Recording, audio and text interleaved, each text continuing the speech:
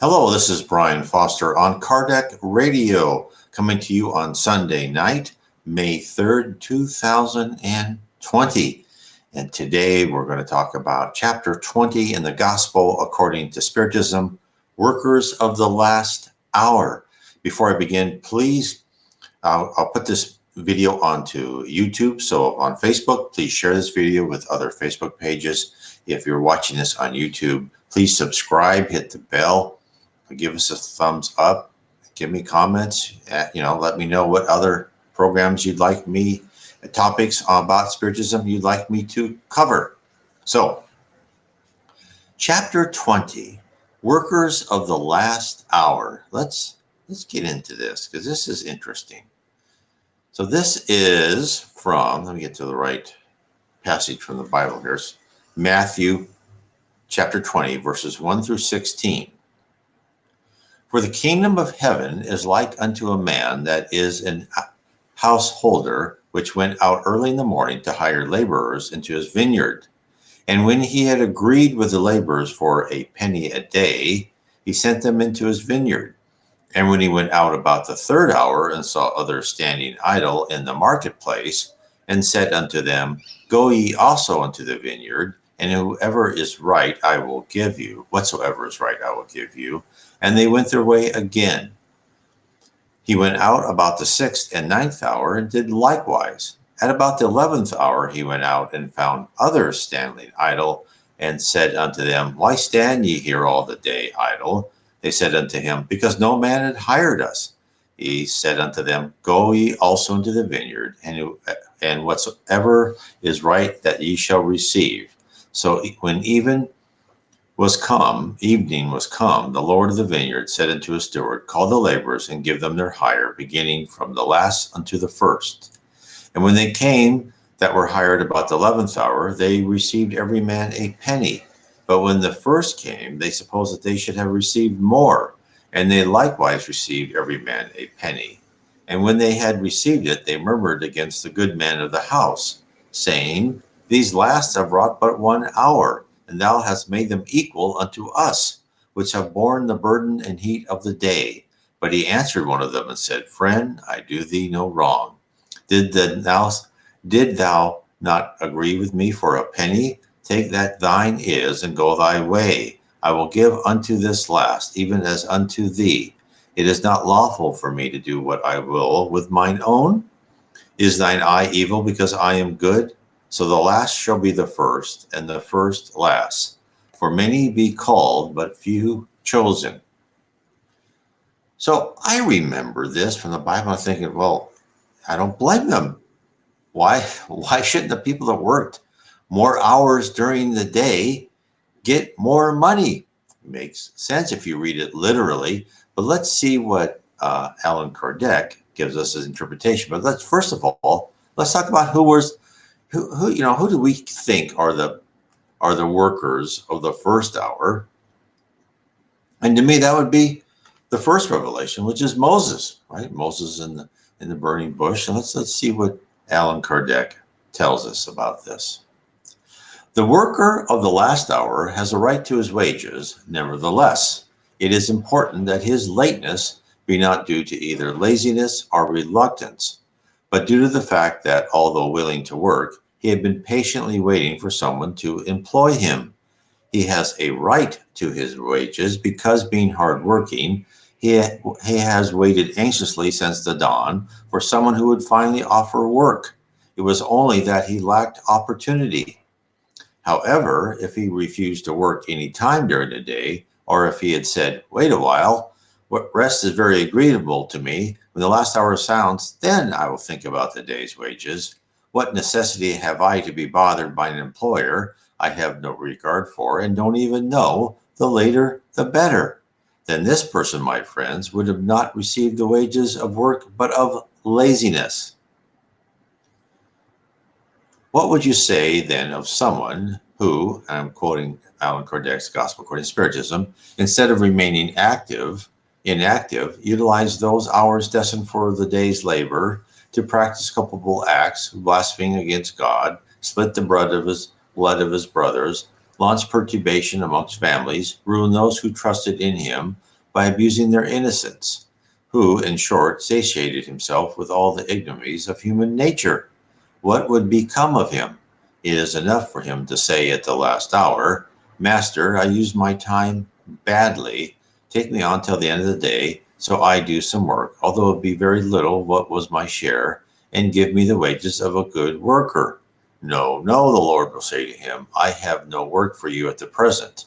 You squandered away your time. You forgot what you had learnt. You can no longer work in my vineyard. Consequently, you must recommence your learning, and when you are better disposed, come to me again, and I'll throw open my vast fields to you where you may work at any time.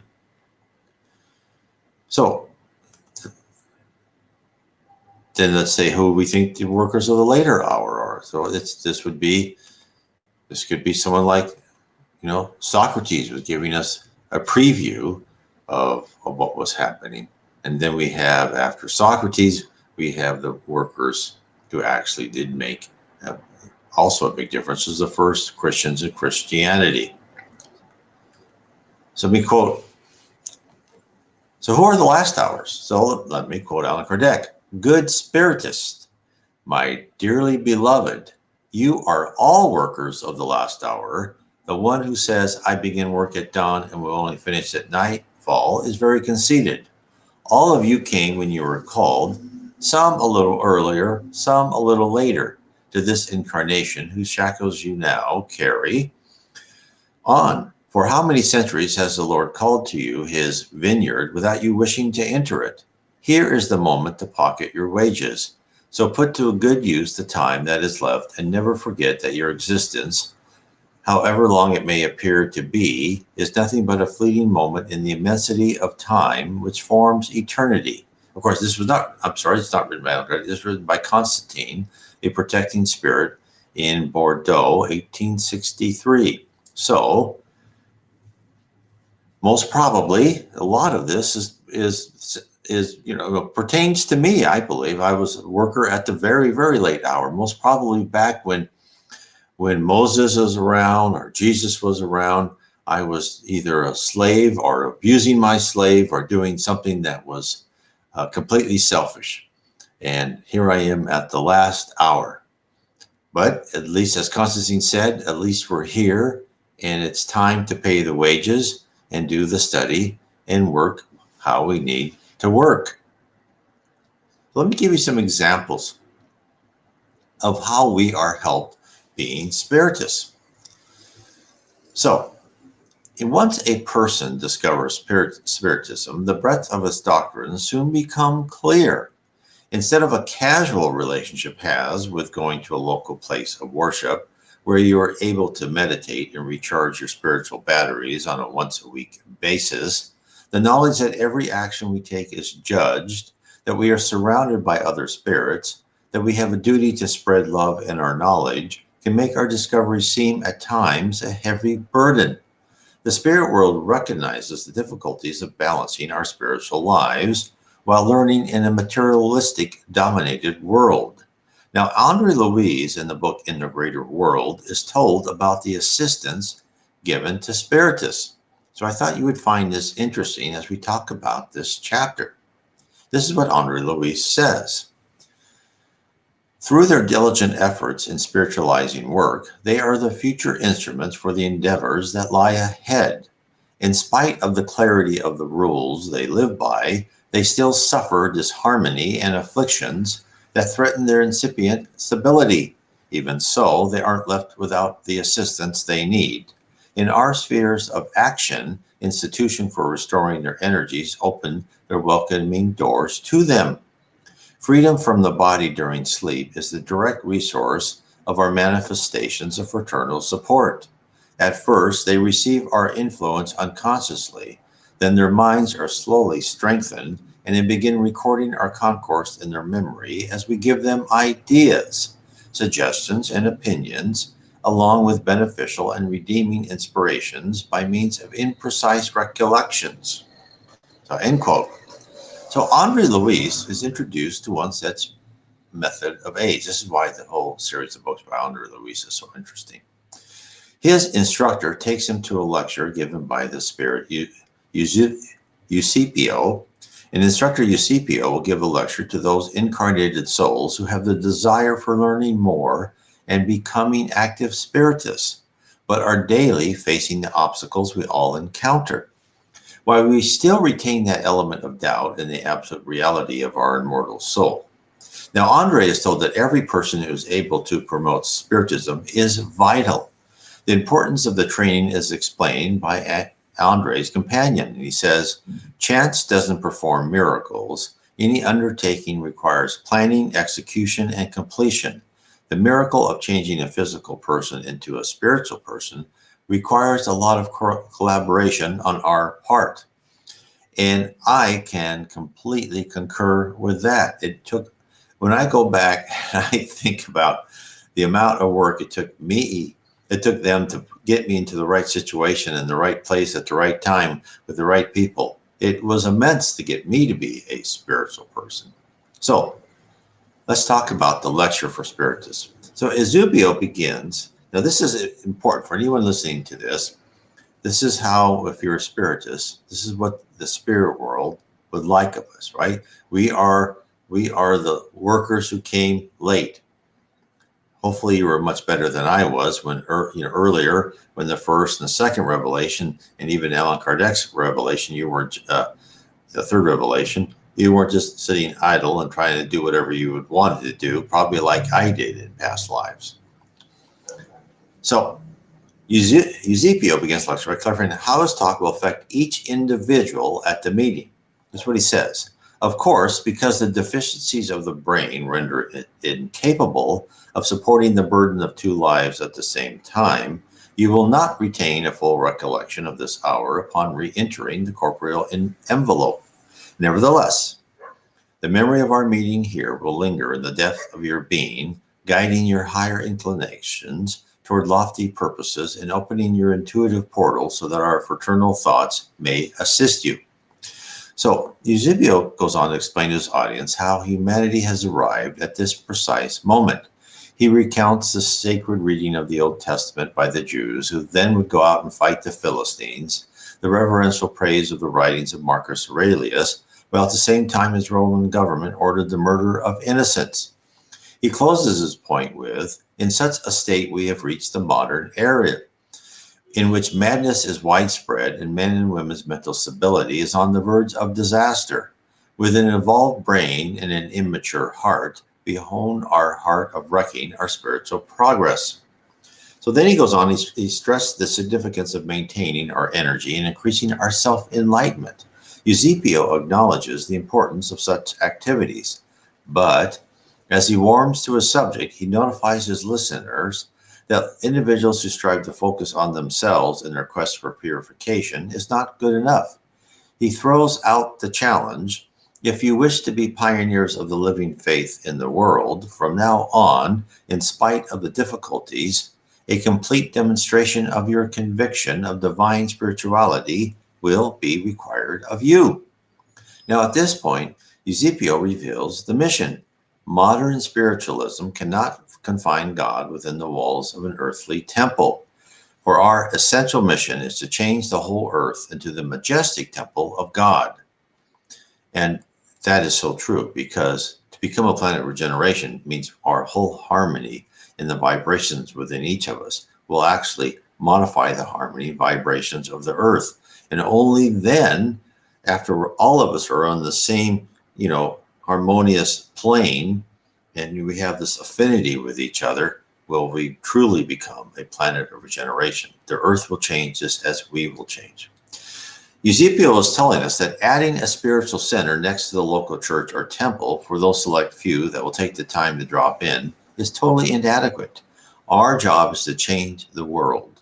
Change from a materialistic centered society to a balanced one, where, yes, scientific advancement is encouraged, new goods can be developed, but where our culture understands the importance of fraternal love and that all actions have a consequence, where each individual understands they have past penalties to pay and they have mostly themselves to look forward to paying off their debts. So after he put out the call to change the world, comes the command to organize ourselves for the task. This is what he said. For our vanguard of determined and brave workers, the phase of futile experimentation, disorderly investigation, and peripheral reasoning has passed.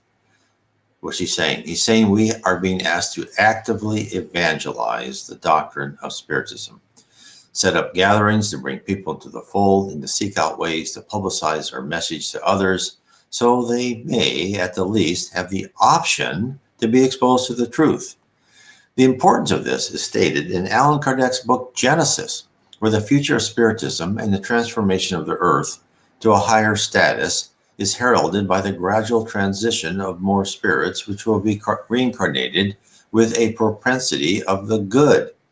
For the good spirits among us, they need to hear our message because these spirits will be, according to Genesis, charged with the founding the age of moral progress. The new generation is distinguishable by an overall precocious intelligence and reason combined with an innate sentiment of the good in spiritual beliefs, an unmistakable sign of a certain degree of previous advancement. So I'm hoping this is starting to come, which is the age of moral progress. We've had in the 20th century, in this beginning of the 21st century, has just been the age of materialism. I mean, it's just brash materialism, consumerism, whatever you would like to call it. So when he said that, innate sentiment of the good, so you focus on that word innate, and that innate means coming directly from the mind. So that's why I think it's important for us to lay the word and the doctrine of Spiritism out, because sometimes when it comes directly from the mind, it needs an external trigger, right? To say, oh, Spiritism or Allan Kardec. Because I think that's what happened to me. Because when I when I went through what I did and I had to find answers, when I started reading the Spirits book, that was the first one I read. It just that was it, bam. And I think that was that external trigger, right? So now this task will not be difficult, it will be painful and it'll take sacrifice. And Eusebio puts our effort in context. This is what he said. Jesus did not reach the culmination of resurrection without climbing Calvary, and his lessons refer to the faith that moves mountains. So next to emphasize this point, Eusebio throws out a litany of advice to surmount the impediments. This is what he said to us, to the Spiritists who were asleep at his meeting, and now he's saying to us. He says, do not go looking for miracles. Yearning for them can be addictive and lead to your loss.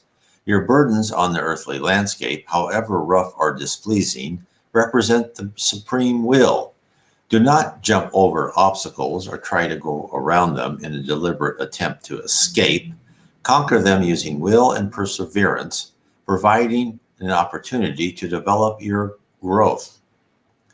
So what she's telling us, as well as applying the reason and the method and the hurdles of promoting Spiritism, Eusebio lays out the context of our struggle in today's environment. That's what he says. The powerful winds of the evolutionary wave are sweeping the earth. Every day we see the collapse of conventional principles held inviolable for centuries. The perplexed human mind is forced to make distressful changes. The subversion of values, the social experiment, and the accelerated process of selection through collective suffering perturb the timid and inattentive, who represent the overwhelming majority everywhere. So this is so true. We find ourselves in our culture just bombarded by consumerist materialistic messages that where if you hold a religious or spiritual belief, you're up to ridicule. These are the things, and of course they are nothing compared to what the early Christians went through. We are the late workers, at least I am. Maybe some of you have been there and have come back again to help us. God bless you. So what we go through, right? When people kind of like, no, I don't really want to listen to us and we are rejected, that's nothing. Nothing. So think of this. The lecture given by Eusebio was not a homily-filled discourse on how we can grow as a spiritist. This lecture was a get out of your chair and do something about it speech, a call to arms where we are told the objective, the terrain, and the difficulties that we should expect on the way. If it wasn't clear before, it should be clear now. Being a spiritist is not a simple or easy task. Now let's go on with what Allan Kardec said.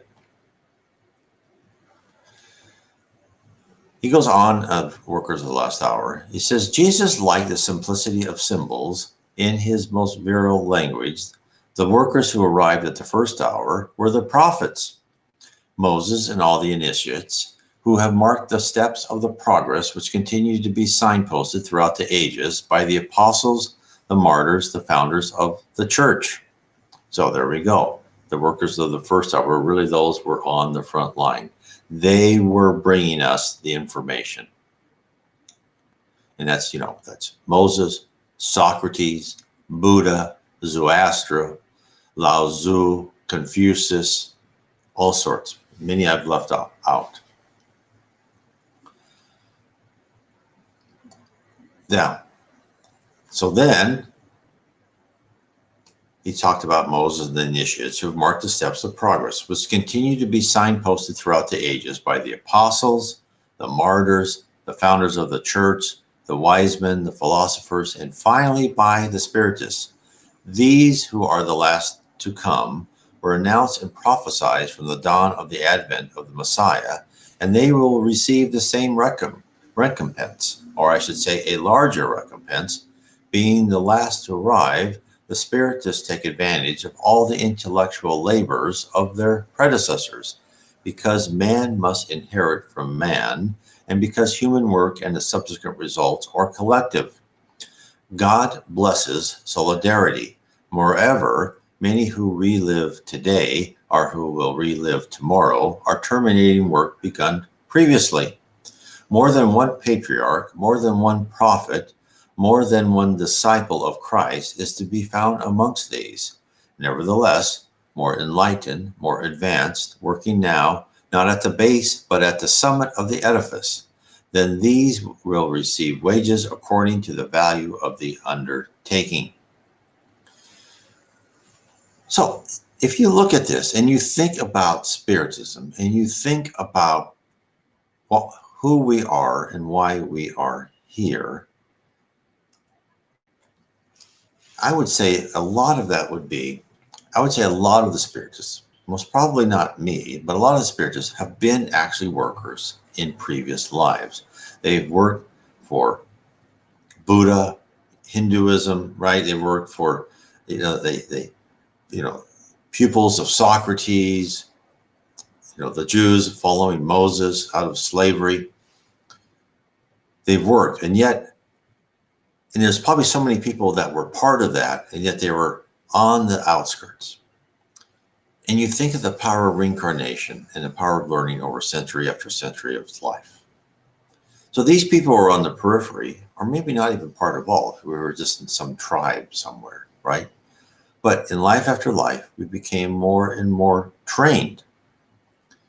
And then maybe during the time of Allan Kardec, some of us started reading about Spiritism, and now we've come back again.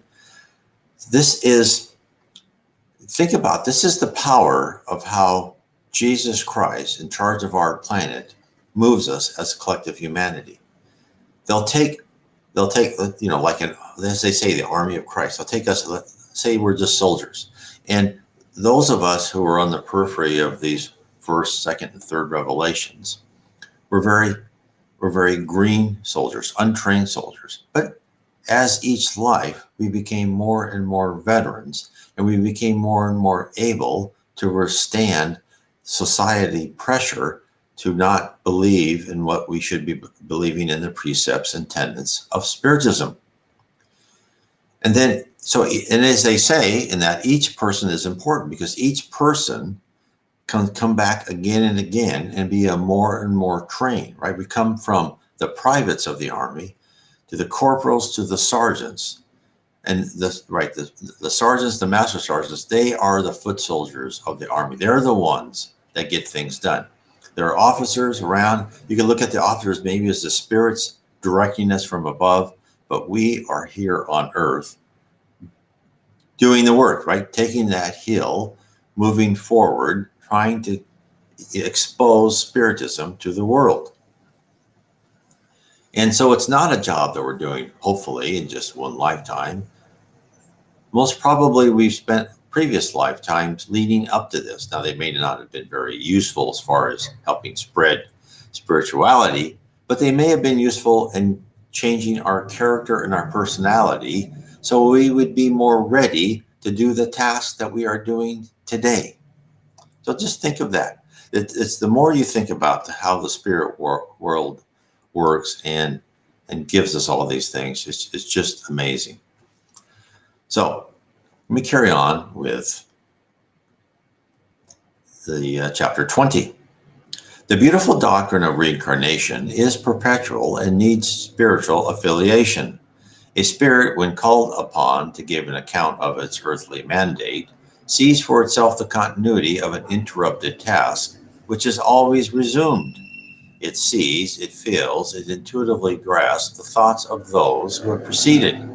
It begins the lesson anew, matured by experience, to advance yet further. In all of them, the workers of the first and last hours, with their eyes fully open to the profound justice of God, murmur no more. They simply adore. This is one of the true meanings of this parable, which holds, as do all those utilized by Jesus when speaking to the people, the rudiments of the future, and also in all forms from all aspects. The revelation of the magnificent unity which harmonizes all things in the universe, and the solidarity which joins all present beings to the past and to the future. Then they say, do you not already hear the noise of the tempest which will sweep away the old world? This is wanted by spirit.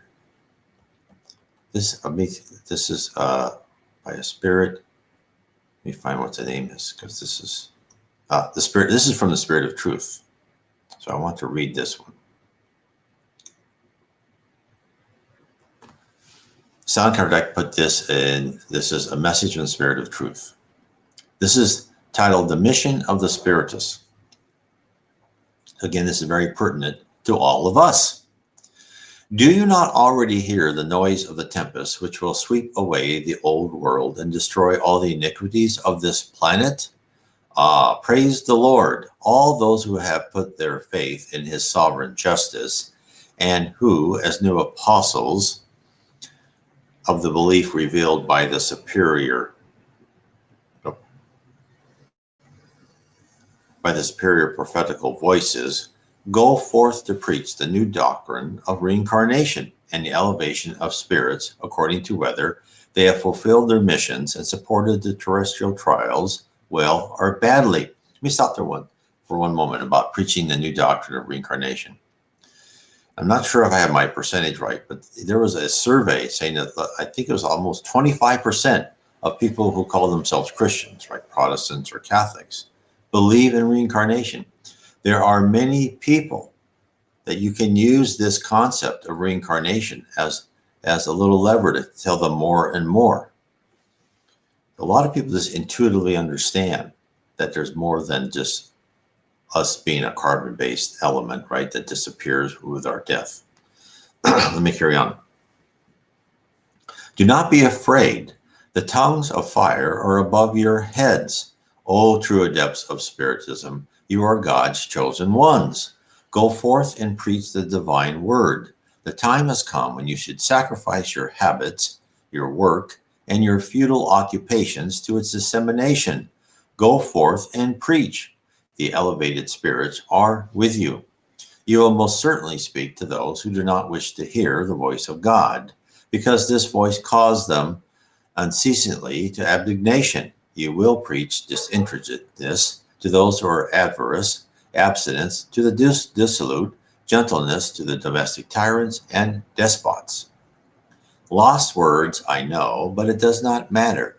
It is necessary that you irrigate the land to be sown with the sweat of your labor, seeing that it will not come to fruit nor produce except under the repeated blows of the evangelical hoe and plow. Go forth and preach. To all of you, men and women of good faith, who are conscious of your inferiority before the many worlds scattered in infinite space. Launch yourselves into the crusade against injustice and iniquity. Go forth and ostracize the worship of the golden calf, where it spreads more and more each day. Still true today. This was written in 1850s, and it's even more true today, I believe, than it was over 150 years ago, 170 years ago. Go forth, God guide you, simple and ignorant humanity. Your tongues will be freed, and you will speak as no orator speaks. Go forth then and preach, for those of the population who are heedful will happily take in your words of consolation, fraternity, hope, and peace.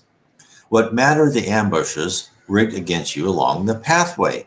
Only wolves fall into wolf traps, since the shepherd will know how to defend his sheep from the sacrificial butchers. Go forth those who, great before God, more blessed than St. Thomas, believe without demanding to see, and accept the fact of mediumship even when they have not managed to attain it for themselves. And I see this a lot. I see people writing to me about mediumship, and then people actually saying, I'm not sure if I even want to be a medium. And I keep telling them, well, I think you're here for a purpose. And for those of you who think they hear voices, or they believe they see spirits, read the medium's book. Go start reading these things.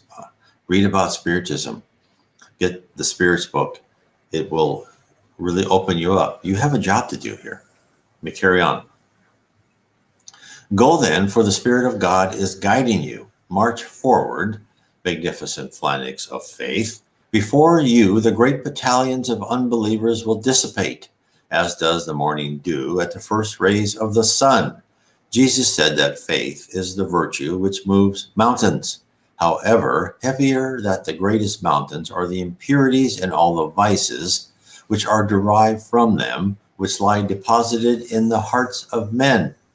So then, depart full of courage to remove this mountain of iniquities, which future generations should only know as legend, in the same way that you know very only imperfectly of the times which preceded pagan civilization.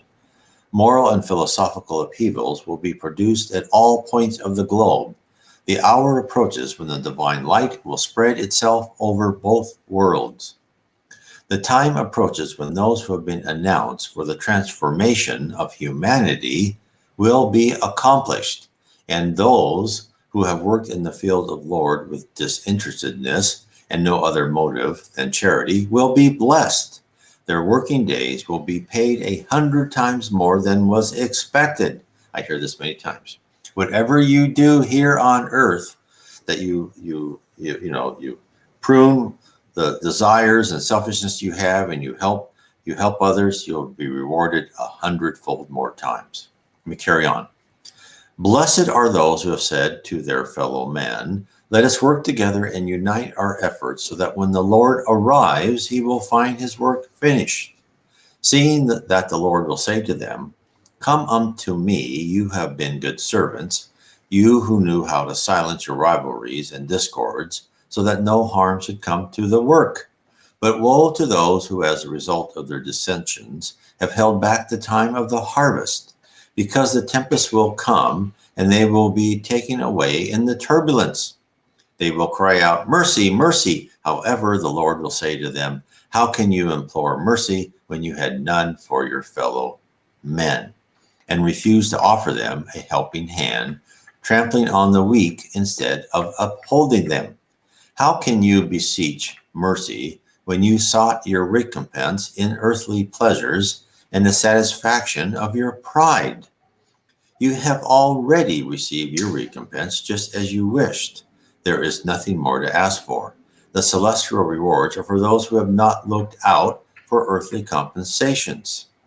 At this very moment, God is preparing a census of his faithful servants and has already taken note of those whose devotion is only apparent, so they may not usurp the wages of the courageous servants, because those who do not draw back from the task are the ones to whom he entrusted the most difficult positions in the great work of regeneration by means of Spiritism.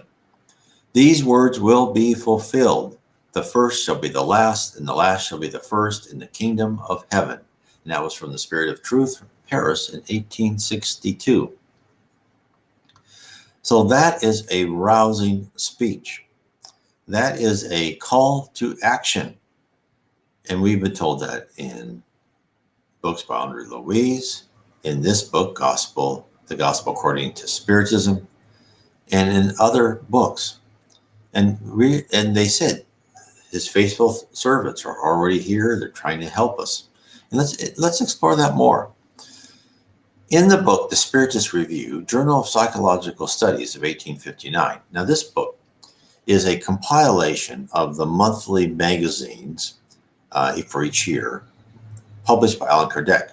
Now, this book is in English. It was published in 2015 by the United States Spiritist Council. God bless them for doing all this work. And now, let me tell you, in this book, there's a lot of pages that aren't that interesting. But sometimes there's just nuggets of information that just are so exciting to read. So I would recommend, and I forgot how many years, they've got like 4 or 5 years of these published now. I would recommend people to read them, 59, 60, 61, 62, I think. Don't quote me on that. Just, look that up on Amazon. The Spiritist Review. It's great. I would recommend it. So, in one of these books, in the Spiritist Review of 1858, and in the next book of 1859, they're fascinating. And of course, you can also find these books in the United States Spiritist Council. Then in that book, there's a chapter titled The Guardian Angels. And it's on page 35. And this is a message. And this shows you how we are helped. Let me quote. There is a doctrine that should convert the most incredulous for its enchantment and kindness. This is related to the subject concerning guardian angels. Just think about the fact that you have near you beings who are your superiors, who are there to counsel you, to sustain you, to help you escalate the difficult mountains of righteousness, who are more certain and dedicated friends than the most intimate relationships that you can establish on earth. Isn't that a consoling idea? Those beings are following God's orders. It was God who placed them by your side. They are there out of love for God, thus accomplishing a beautiful and tough mission. Yes, they will be with you wherever you go. The dungeons, the hospitals, the places of mockery, the solitude. Nothing separates you from those friends that you don't see, but whose kind impulse your soul feels, hearing their wise advices. Had you known this reality better, how many times would that help you at moments of crisis? How many times would that save you from the hands of bad spirits? However, on the great day, this angel of goodness may tell you, haven't I told you, and you did not do it? Haven't I showed you the abyss, and you fell into that? Haven't I made you hear the voice of truth in your conscience? Nevertheless, you follow the advices of lie. Interrogate your guardian angels. Establish with them this fond intimacy that reigns among the best of friends. Let me stop there for a second. Look, how do I do that? How do I start following the advice? Well, the most simple way of doing that, there's 2 ways. One is meditate. Pick a time to meditate, like 7 o'clock on Tuesday nights, right? 20 minutes, 30 minutes, that's all. Don't go too long. And just clear your mind and think and try to get in touch with that guardian angel. The second way, and this is good at any time of the day, is if your conscience gives you any type of little warning bell, like, I don't think I should do that. Don't do it. And if your conscience says that would be a nice thing to do it. And then as you get into that habit, it gets easier and easier. And I'll tell you the truth here, stress just comes out of your body. If you consistently follow your conscience on a day-to-day, hour-by-hour basis, you're not going to worry about getting that newest car or getting those newest shoes or whatever it is, you're going to feel so less stress. You will not believe it. Try it. Try it for a while. See if I'm right. Let me finish. Interrogate your guardian angels. Establish with them this fond intimacy that reigns among the best of friends.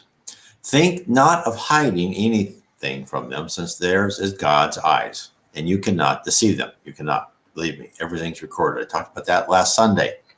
Think of the future and endeavor to advance in this life. Thus, your trials will be shorter and your existences happier. Go, people, courage. Cast away your prejudices and hidden thoughts once for all. Take the new path that opens up before you. March on, since you have guides that you must follow. The target cannot frustrate you, for the target is God Himself. To those who think it is impossible for elevated spirits to attach themselves to such a laborious and constant task, we say that we influence your souls even by being millions of miles away from you. To us, space is nothing, and even living in another world, our spirits keep the bonds with yours. Now, this same quote, I mean, this is saying that they can, live millions of years from you, is also talked about in the book. I talk about in the book how we are guided by spirits. Let me bring this up here. Looks like I'm frozen. How we are guided by spirits. And again, they say about there's many ways for spirits to communicate with you. There's many ways of for them to be just far away, and they have this line of communication to know when things are going to happen, and they're apprised of the situation where, yeah, probably about 2 hours from now something bad may happen, and they need to be there maybe with you, or they might get someone to help you or whatever. They will be in that situation where they can be part of the help for you. But I talk about that in my book, how we are guided by spirits, of how they actually stay in touch with us. Let me go here.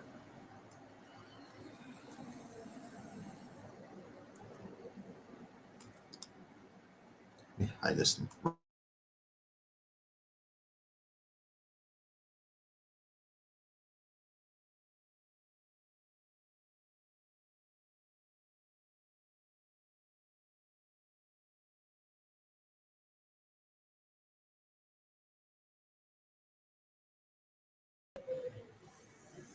Protected by our guardian angels.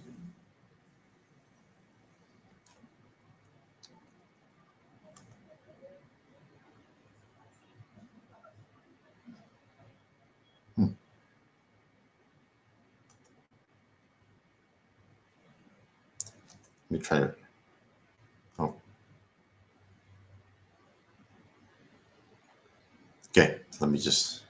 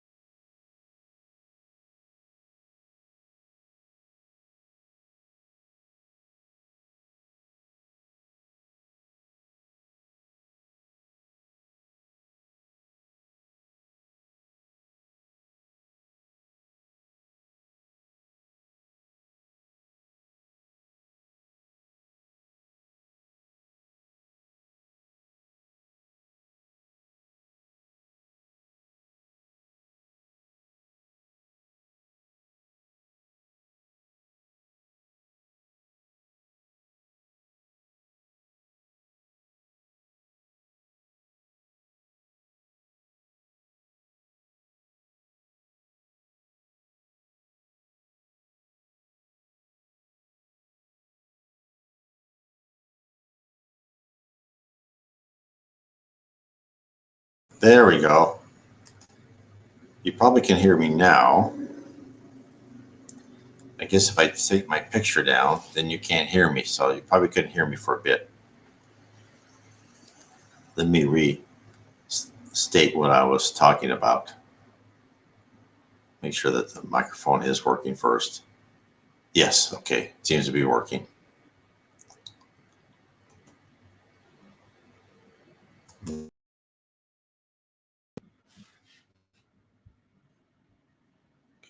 Yes, excellent. Thank you. Thank you, Tommy. So probably when I took my picture down, because I knew the picture seemed to be frozen, I stopped. Okay, so let me just finish. So have faith in what is happening, right? Have faith in where you are in your trials now. Understand that your guardian angel is with you, will always be with you, and you can always call on them at any moment. So I want to tell everyone, thank you for being with me tonight. Sorry about the sound being off for a little bit. It seemed like the picture was frozen. You never know how these things work. Sometimes there's software problems, but we won't let that stop us. I think the vast majority came out okay. Anyway, please learn, study about Spiritism, read the Spirits book, read Allan Kardec's The Gospel According to Spiritism. You can look at my books too, Heaven and Below, Spirits and Spirit Universe, How We Are Guided by Spirits. All these things will show that we are part of one big family, and that what we do and how we help others around us is very important. God bless.